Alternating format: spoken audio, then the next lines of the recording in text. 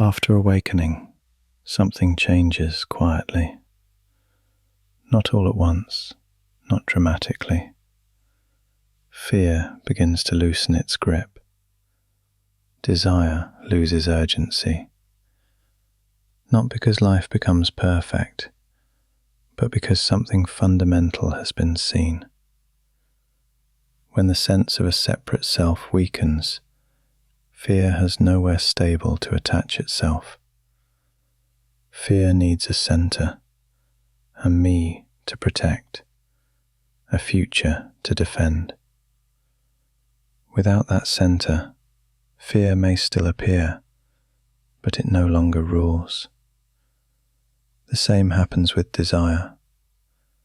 Desire depends on a sense of lack, on the feeling that something is missing, that fulfillment is somewhere else.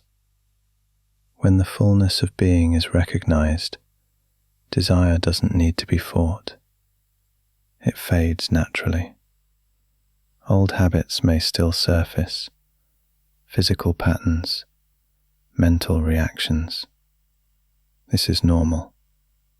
They are residues of a previous belief, the belief in being a separate person. But even when these habits appear, total identification with them is no longer possible. Something has shifted. They are seen, they are felt, but they are not you. At first, this recognition may come and go, moments of clarity, then moments of contraction. The ego, touched by a partial insight, still tries to survive. It adapts. It keeps some of its old identities, but a crack has appeared, an irreversible crack. The conviction of being a separate entity can no longer fully reassemble itself.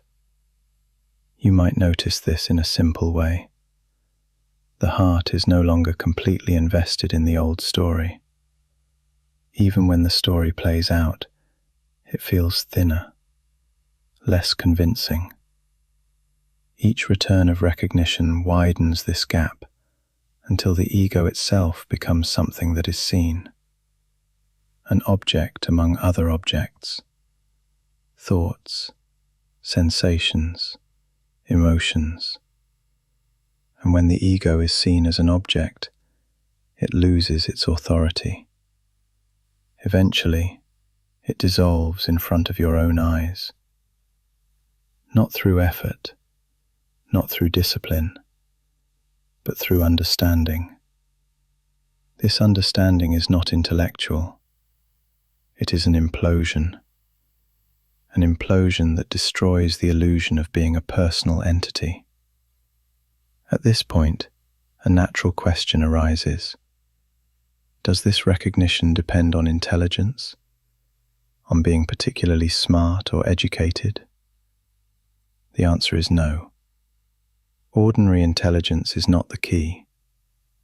What matters is not intellectual capacity, but the intensity of the desire for truth. A deep, sincere longing to wake up is itself a sign that recognition has already begun. Another question often follows.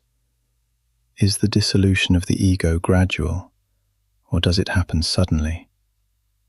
The answer is both.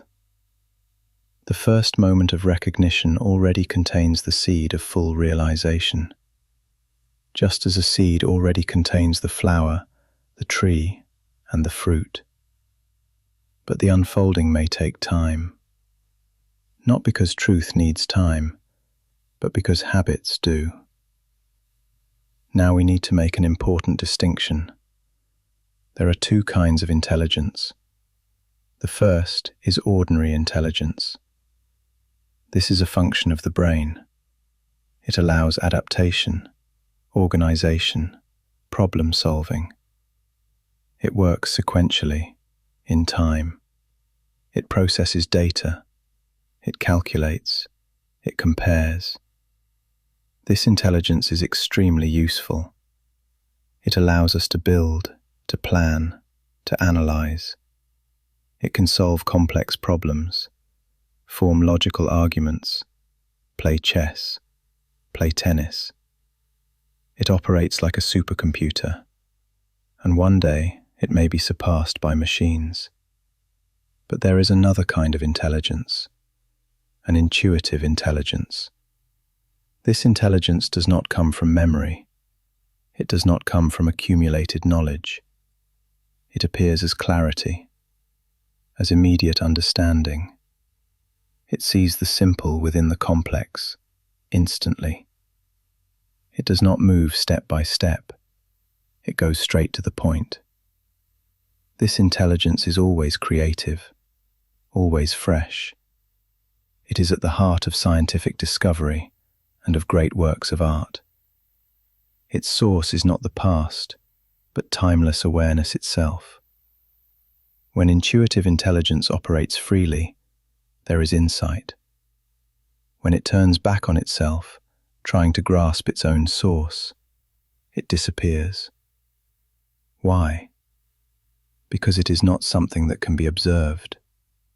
It is the seeing itself.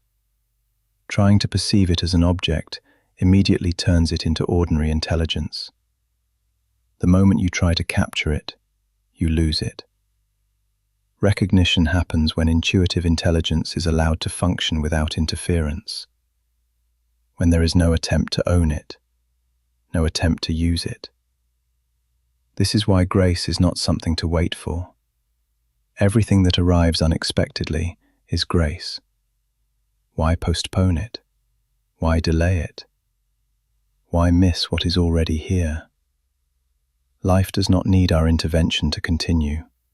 It perpetuates itself. Actions happen. Responses happen. Decisions happen. Without a central controller, without a manager. At a certain stage, the question, "What should I do now?" loses its urgency. Life moves on its own, and intelligence responds appropriately, without effort. This does not make you passive. It makes you precise. You act when action is needed. You rest when rest is needed.